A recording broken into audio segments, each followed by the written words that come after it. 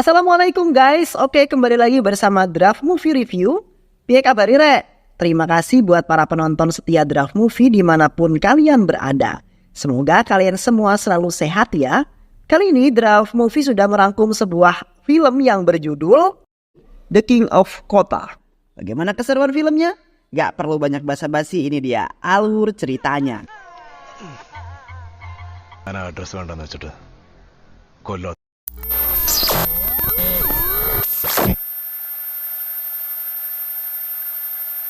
Cerita ini terjadi di sebuah desa yang bernama Kota.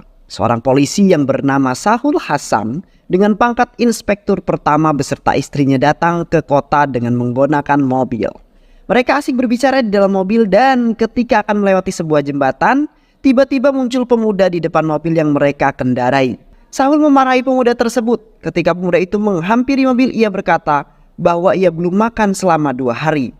Sahul menghela nafas, mengeluarkan uang dari saku bajunya dan memberikan kepada pemuda tersebut. Cerita berpindah kepada pedagang makanan dan minuman bernama Kalikuti. Kalikuti sedang menggoreng makanan sambil mengomel kepada kucingnya yang sedari tadi ribut, padahal kucing tersebut baru saja minum susu. Sahul meminta istrinya untuk tetap menunggu di mobil. Ia akan membeli makanan untuk dibawa pulang. Kalikuti langsung menebak jika laki-laki tersebut adalah polisi dan mengatakan bahwa ia telah bertemu dengan polisi sepanjang hidupnya. Ketika akan pergi, Sahul bertanya kepada Kalikuti, siapa Kananbai? Tidak tahu, katanya pada Sahul. Cerita kemudian berlanjut ketika mereka sampai di rumah. Mereka baru saja selesai makan malam. Ketika terdengar suara pintu yang diketuk, Sahul beranjak untuk membukakan pintu. Ternyata di luar terdapat beberapa orang wanita yang datang untuk bertemu Sahul. Tara mewakili yang lainnya untuk memperkenalkan diri dan dipersilahkan masuk. Akhirnya mereka pun duduk. Tara mulai berbicara mengenai tujuan mereka datang. Tara memperkenalkan diri sebagai seorang pemilik toko buku dan sukarelawan di pusat rehabilitasi Kripa. Pusat rehabilitasi tersebut dipimpin oleh seorang suster. Kemudian Tara menunjukkan beberapa foto pemuda yang keadaannya sangat menyedihkan akibat kecanduan barang haram. Sedangkan di pusat rehabilitasi Kripa, di sana banyak orang-orang yang melakukan rehabilitasi. Barang haram sudah merusak masa depan mereka, tatapan mata yang kosong dan tidak memiliki semangat hidup.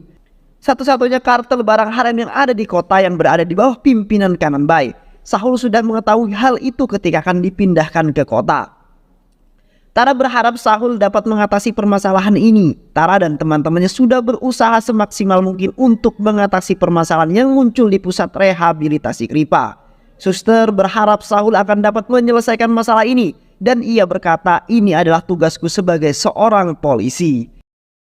Sahul yang saat itu sedang membaca berkas menghentikan kegiatannya dan bertanya, apakah kamu Tony? Iya pak, dan saya Janardanan pak. Polisi di belakang Tony berbicara.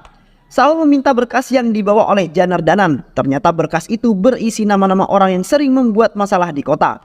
Ini adalah laporan orang yang diminta Sahul sebelum ia datang ke kota. Ada beberapa orang yang belum memberikan tanda tangan, yaitu Pilan, Erilan, Rock, Obal, Monyet, Roni, Poli. Sahul bertanya kepada Tony apa alasannya. Tony dan Janardanan saling tatap. Mereka bingung untuk menjawab pertanyaan Sahul. Mereka adalah Kananbai dan tim K-nya. Janardanan mulai menjelaskan kepada Sahul bahwa Kananbai meminta mereka datang ke kasinonya. Tony juga mengatakan bahwa kepala polisi sebelumnya bahkan datang menemui Kananbai dan tunduk pada Kananbai. Di kantor polisi, Sahul berdiskusi dengan Tony. Sahul mengajak mereka untuk menemui Kananbai. Sesampainya di kasino milik Kananbai, Sahul memerintahkan beberapa anak buahnya untuk menunggu di depan. Sedangkan Sahul, Tony, dan Janardanan masuk ke dalam kasino. Di dalam kantornya, Kananbai menerima telepon dari adik iparnya yang bernama Gino. Ia sedang berada di sebuah restoran. Gino dengan hati yang bahagia memberitahu bahwa ia bertemu dengan gadis yang ia sukai, namanya Ritu Raffi, dan panggilannya Ponu. Kananbai menghela napas kemudian mengatakan, bukan urusanku untuk selalu mengurusi masalahmu. Di saat bersamaan anak buah Kananbai datang memberitahu kabar kedatangan polisi. Mereka memasuki ruangan Kananbai. Sahul menolak ketika ditawari rokok oleh Kananbai dan berkata, jadi ini adalah tim K yang kejam. Ah, itu hanya isu, Anda salah tuan. Bahkan mereka ini takut ketika melihat darah. Tak ingin terlalu lama, Sahul bertanya mengenai bisnis barang haram yang dijalaninya. Karena pertanyaan ini suasana menjadi tegang. Dengan penuh emosi Sahul berkata, kota tidak membutuhkan 2 penguasa. hanya salah satu dari kita yang akan menjadi penguasa. Kanan Bai memberikan kotak berwarna merah yang berisi kacamata dengan model dan keluaran terbaru, namun tidak ditanggapi oleh Sahul. Seketika Kanan Bai teringat kejadian di masa lalu yang menyebabkan terluka di bagian mata. Ekspresinya berubah. Perubahan itu terlihat oleh Sahul. Mulai tersulut emosi, Sahul menodongkan senjatanya kepada Kanan Bai. Ketika anak buahnya Kanan Bai menegur agar Sahul berbicara dengan sopan kepada bosnya. Masih dengan sikap santai, Kanan Bai mengatakan ia mengetahui semua tentang istri Sahul yang sedang hamil. Dengan emosi, Kanan Bai menendang meja. Sahul terjatuh di atas meja. Kanan Bai mengancam dan mengeluarkan hasil pemeriksaan dokter. Sahul tertunduk lemas memandangi hasil pemeriksaan istrinya. Setelah kejadian itu, Sahul mulai minum minuman keras di klub. Melihat itu, Tony memberikan nasihat dan mengajak Sahul pergi ke suatu tempat. Akhirnya mereka meninggalkan restoran, pergi ke pinggir desa dan berhenti di kedai teh milik Kalu Putih. Tony memberitahu jika Kalu Putih adalah ibu Kanan Bai. Ia diusir oleh Kanan Bai karena tidak akur dengan istrinya. Tony mengajak Sahul untuk berkeliling. Akhirnya Tony bercerita dan kembali mengenang masa lalu ketika Raju masih menguasai kota. അന്നീ കൊത്ത ഭരിച്ചിരുന്നത് രാജുവായിരുന്നു. രാജുവും കണ്ണനും ചൈൽഡ്ഹുഡ് ഫ്രണ്ട്സാ. Ada sekelompok orang yang mengedarkan barang haram di kota dan hal itu tidak disukai oleh Raju. Toko bunga hanya dijadikan kamuflase untuk berdagang barang haram. Kemudian di Madras, sebuah keluarga sedang berduka akibat meninggalnya salah satu anggota keluarga mereka yang dibunuh oleh Raju. Raju menjadi satu-satunya penguasa di kota dengan kekayaan yang melimpah. If you work hard, you will get first class. Saat menghadiri karnaval kota, Raju bertemu dengan Tara, seorang gadis manis yang memikat hatinya. Tara adalah gadis yang memiliki toko buku di kota. Di markas mereka sedang berkumpul. Kanan Bai mengemukakan pikirannya untuk memperluas kekuasaan dan berdagang barang haram seperti ranjit. Barang haram adalah sesuatu yang dilarang di kota oleh Raju karena trauma yang dialami Tara saat adiknya meninggal karena barang itu. Raju melakukan apapun untuk Tara. Akan tetapi rasa kecewalah yang Tara berikan kepada Raju. Saat Raju tahu Tara menjalin hubungan dengan laki-laki lain, Raju larut dalam kesedihannya dengan meminum minuman keras dan tidak melakukan apa-apa. Ini mengakibatkan teman-temannya satu persatu meninggalkan dirinya. Disinilah Kanan Bai mulai mengenal barang haram, berteman dengan Janit dan bertemu dengan Manju yang kemudian menjadi istrinya. Manju. Kanan Bai pergi membawa paket barang haram melewati terowongan. Ternyata Raju sudah menunggunya di sana. Perkelahian terjadi dan tidak dapat dihindari. Disinilah Kanan Bai mendapatkan luka di pelipis kanannya. Ibu Raju memintanya untuk pergi dari kota. Di tengah-tengah kesendiriannya dan hujan deras, Raju memilih pergi dari kota. Tidak ada yang tahu keberadaan Raju. Hingga suatu hari Sahul memerintahkan kepada Tony untuk mencari keberadaan Raju. Sahul akan mempertemukan Raju dengan Kanan Bai kembali sebagai lawan.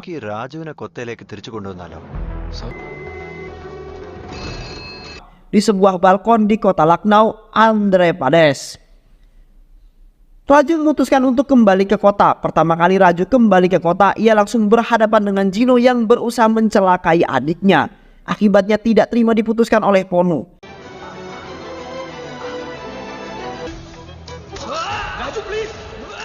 Gino tewas dengan mengenaskan di tengah-tengah pasar. Hal ini menimbulkan kemarahan Manju, kakaknya Gino. Mereka belum mengetahui kembalinya Raju. Kanan Bai memerintahkan anak buahnya untuk mencari tahu siapa yang membunuh Gino. Akhirnya berita kembalinya Raju diketahui oleh Kanan Bai. Dan juga informasi jika Raju adalah pembunuh bayaran yang sangat kejam. Manju memerintahkan anak buahnya untuk membunuh Raju, namun selalu gagal. Anak buahnya selalu kalah ketika berhadapan dengan Raju.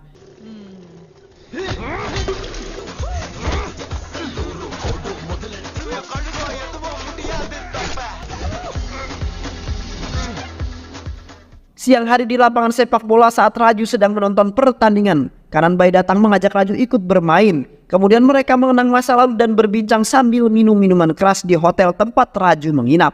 Ini hanyalah sebuah strategi Kanan Bai untuk membunuh Raju. Cooper Leslie menyamar menjadi OB agar bisa masuk ke kamar Raju dan berusaha membunuhnya.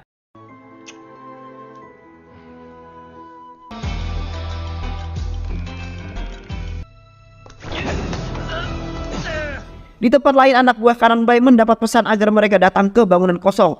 di tengah hutan untuk melihat mayat Raju. Hanya sebuah koper yang mereka temukan. Ketika dibuka ternyata isinya bagian tubuh koper Leslie. എനിക്ക് കാണണം നീ വാ. Di dalam kota Raju menunggu Kanan Bai. Terjadilah perkelahian yang tidak seimbang, tetapi dengan kemampuan Raju berhasil mengalahkan anak buah Kanan Bai. Hal ini mendapatkan dukungan dan mengembalikan semangat masyarakat kota yang sudah jengah dengan tingkah laku Kanan Bai dan anak buahnya yang kejam.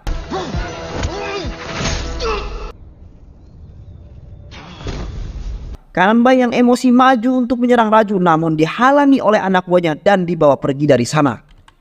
Selama beberapa hari Kanan Bai menghilang tanpa kabar. Raju datang mengunjungi rumah ayahnya, mereka berbincang dan Raju mendapatkan informasi mengenai Tara yang belum menikah dan selalu datang merawat ibunya Raju ketika sakit. Malam harinya Raju datang menemui Tara di rumahnya dan mengundang untuk datang ke acara ulang tahun Ponu. Akan tetapi ia mendapati Tara yang terluka akibat tusukan pisau oleh Kanan Bai. Di sebuah pelabuhan jasad ayahnya Raju tergantung di galadak kapal. Hal ini kemudian menimbulkan kesedihan bagi Raju. Tony merasa bersalah kepada Raju dan ia marah kepada Sahul karena idenya sahabatnya harus kehilangan ayahnya. Saat pembakaran jenazah ayah Raju, Kalikuti berjanji akan membawa Kanan Bai untuk Raju. Malam ini juga, malam hari Raju mendatangi rumah Kalikuti. Ketika berada di dalam, ada seorang yang memukul Raju hingga tak sadarkan diri. Saat Raju sadar dengan kondisi tangan terikat, Kanan Bai mengatakan, Kalikuti lebih sayang kucingnya daripada kita berdua. നമ്മളെയൊക്കെ വലുതാടാ തള്ളക്ക് പൂച്ച.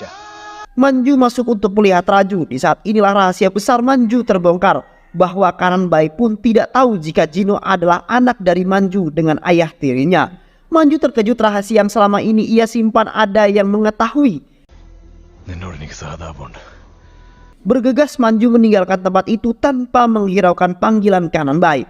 Polisi datang ke rumah Kalikuti untuk melepaskan Raju. Namun apa yang terjadi? Raju menghilang tanpa jejak. Beberapa minggu kemudian di sebuah kedai kopi, warga masih saja membicarakan hilangnya Raju.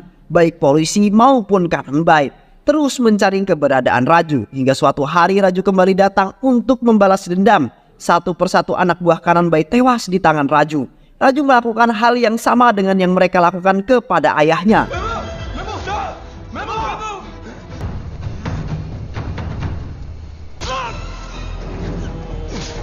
Anak buah Kanan Bai tergantung di geladak kapal dan menjadi tontonan warga tanpa ada yang berniat membantu.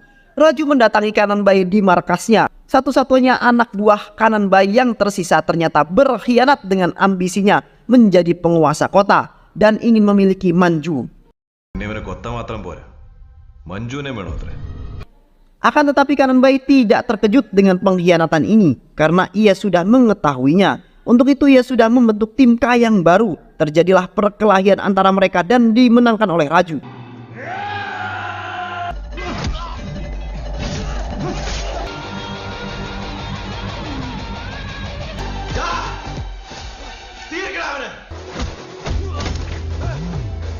Di saat terakhir Kanan Bai kalah, tetapi Raju tidak membunuhnya. Sampai saat ini ia sangat menyayangi Kanan Bai, menganggapnya sebagai saudara.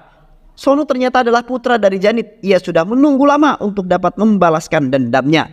Dan ia adalah penolong Raju saat terluka di rumah Kalikuti. Sonu masuk ke dalam dan menembak Kanan Bai. Kanan Bai tergeletak di lantai dan menghembuskan napas terakhirnya di tangan Sonu.